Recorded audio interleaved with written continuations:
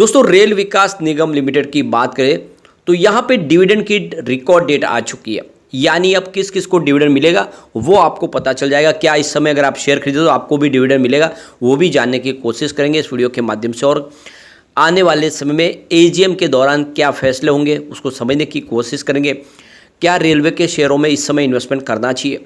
वैसे तो आरबीएनएल बहुत ज़्यादा दौड़ चुका है, यानी एक बड़ा मल्टीबैगर साबित हो चुका है। स्टॉक 30 से जो दौड़ना शुरू हुआ था वो 199 तक पहुंचा है, यानी लगभग 200 तक।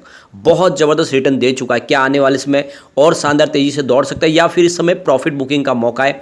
डिविडेंड के पहले पहले प्रॉफिट बुक कर ले या फिर डिविडेंड के बाद प्रॉफिट बुक करे, इसको समझने की कोशिश करेंगे इस वीडियो के माध्यम से। दूसरी तरफ आईआरएफसी की बात करें तो 1 लाख करोड़ के मार्केट कैप को क्रॉस कर गया है। प्राइस तो बड़ी है लेकिन इतनी नहीं बड़ी जितनी रेल विकास निगम लिमिटेड में बड़ी है, क्योंकि ये भी लगभग 21 से दौड़ना शुरू हुआ है। अब आप देख सकते हो कि इसकी जो दौड़ है वो आरबीएनएल के मुकाबले आधी है। तो क्या ये और दौड़ सकता है तेज़ी से, और क्या इस समय हमें आईआरएफसी में इन्वेस्टमेंट करना चाहिए, जानने की कोशिश करेंगे इस वीडियो के माध्यम से। लेकिन फ्रेंड उससे पहले अगर आप पहली बार हमारे चैनल पे आए तो चैनल को सब्सक्राइब कर दीजिए, एक बेल आइकन दबा दीजिए ताकि जब भी नया वीडियो बने पहला नोटिफिकेशन आपको मिले। वीडियो पसंद आए तो लाइक से जरूर कीजिए। चलो फ्रेंड्स वीडियो स्टार्ट करते हैं। मैं हूँ आपका दोस्त एसपी दवे और हमारे अपने चैनल ऑनलाइन कमाई में आपका बहुत बहुत स्वागत है। सबसे पहले आरबीएनएल के प्रदर्शन की बात करें, स्टॉक की क्लोजिंग 170 पर रही, जहाँ पे 0.15% की गिरावट थी। तो बाजार में तो अच्छी खासी तेजी थी, लेकिन प्रॉफिट बुकिंग की वजह से कुछ निगेटिव क्लोजिंग देखने को मिली है। इसकी परफॉर्मेंस अगर हम देखें तो 11 सितंबर को स्टॉक 189 के आसपास था, 16.4% की बम्पर तेजी बनी, यानी स्टॉक ने एक ज़बरदस्त दौड़ लगाई। उसके बाद देखें तो 12 सितंबर को स्टॉक में प्रॉफिट बुकिंग हावी हुई और स्टॉक आ गया 169 के आसपास, 10.4% की भारी गिरावट के साथ में। उसके बाद अब देखें 13 सितंबर की बात करें तो स्टॉक की क्लोजिंग 166 के आसपास रही, जहां पे आप देख दो कि 1.9% यानी लगभग 2% की फिर से गिरावट हुई। उसके बाद देख दो कि 14 सितंबर को स्टॉक फिर से 170 को क्रॉस किया, 2.5% की तेज़ी के साथ में।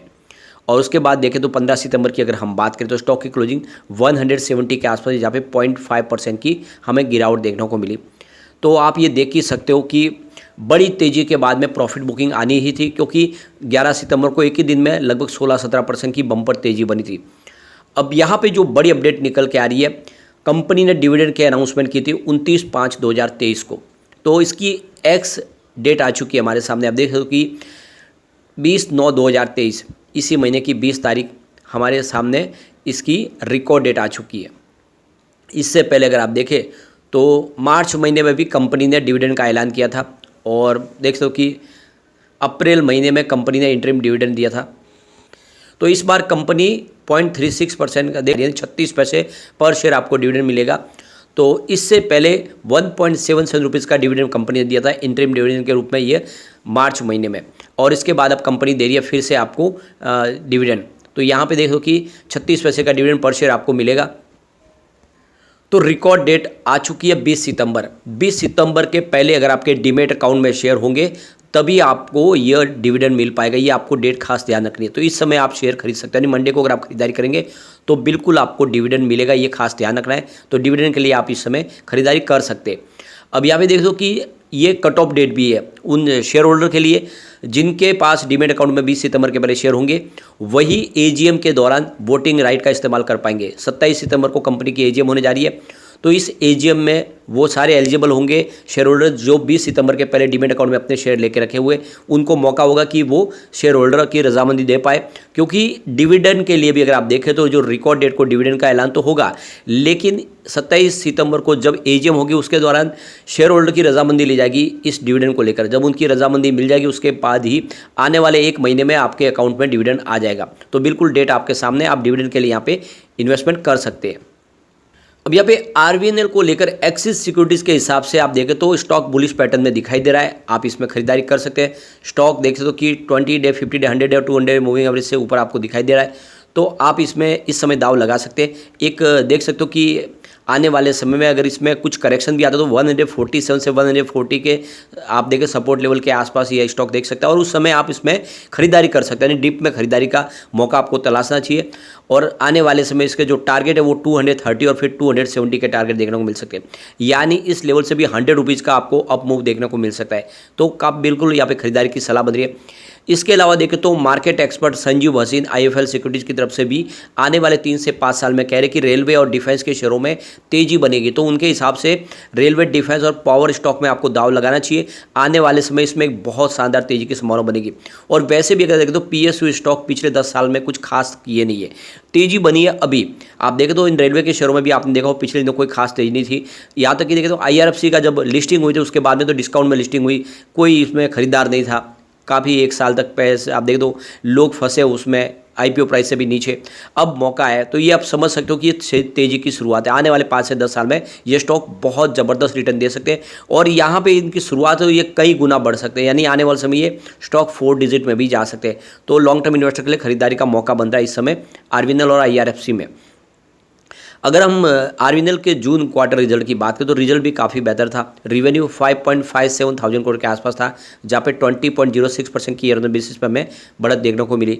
नेट इनकम की बात करें तो 342 करोड़ के आसपास रही, जहाँ पे 15.19% की ईयर बेसिस पे शानदार बढ़त देखने को मिली। डायल्यूटेड EPS 1.65 रहा, जहाँ पे 15.38% की ईयर बेसिस पे बढ़त देखने को मिली। नेट प्रॉफिट मार्जिन 6.15% के आसपास जहाँ पे 4.06% की ईयर ऑन बेसिस पे गिरावट देखने को मिली। तो नेट प्रॉफिट मार्जिन थोड़ा सा कम जरूर है, लेकिन यहाँ पे जो गौर करने वाली बात है कि अगर पूरे साल का अगर आप सिनेरियो देखें तो पिछले कई सालों से लगातार प्रॉफिट रेवेन्यू बढ़ ही रहा है, बिजनेस तेजी से बढ़ रहा है। अब यहाँ पे कुछ बड़े म्यूचुअल फंड ने भी अच्छी खासी खरीदारी की, जिसमें आप देखें Nippon India Nifty small cap 250 index ने 657 करोड़ का इन्वेस्टमेंट किया है। Motilal Oswal Nifty 500 regular fund growth ने 524 करोड़ का इन्वेस्टमेंट किया है। ITI mid cap fund regular growth ने 524 करोड़ का इन्वेस्टमेंट किया है। Motilal Oswal Nifty small cap 250 index fund regular growth ने 420 करोड़ का इन्वेस्टमेंट किया है। Bank of India flexi cap fund regular growth ने भी यहाँ पे 397 करोड़ का इन्वेस्टमेंट किया है। तो काफ़ी ज़बरदस्त खरीदारी म्यूचुअल फंड ने की है। अब यहाँ पे अगर हम इसकी परफॉर्मेंस देखें पिछले 2-3 साल से जब से IPO आया है तो इसका रिटर्न बहुत बेहतर है BSE इंफ्रा और मिड कैप के मुकाबले। तो देख सकते हो कि पिछले 3 साल में इसने 99% का पॉजिटिव रिटर्न दिया है, जबकि BSE इंफ्रा में 37% की तेज़ी बनी है और मिड कैप में 29% की तेज़ी बनी है। अगर हम बात करें 1 ईयर की तो इसने 398% का बम्पर रिटर्न दिया है, जबकि BSE इंफ्रा में 24% की ही तेज़ी बनी है और BSE मिड कैप मात्र 23% दौड़ा है। तो ज़बरदस्त रिटर्न है RVNL का। 3 मंथ की बात करें इसने 37% का पॉजिटिव रिटर्न दिया, जबकि BSE इंफ्रा में 20% की तेज़ी बनी है और मिड कैप में 15% की तेज़ी बनी है। तो यहाँ पर भी विनर आपको 3 मंथ के हिसाब से RVNL ही दिखाई देगा। 1 मंथ के हिसाब से RVNL ने 35% का शानदार रिटर्न दिया है, जबकि BSE इंफ्रा में 8% की तेज़ी बनी है, मिड कैप में 7% की तेज़ी है। तो 1 मंथ के हिसाब से भी सबसे शानदार रिटर्न RVNL का है। ईयर टू डेट के हिसाब से इसने 149% का बम्पर रिटर्न दिया है, जबकि BSE इंफ्रा में 25% की तेज़ी बनी है और BSE मिड कैप में 28% की तेज़ी है। तो ओवरऑल ईयर टू डेट के हिसाब से भी रेल विकास निगम लिमिटेड ने कमाल किया। तो बहुत बेहतर रिटर्न है और लॉन्ग टर्म इन्वेस्टर के लिए काफ़ी अच्छा मौका है, इसमें आप खरीदारी कर सकते हैं। अब चलते हैं हम IRFC की तरफ।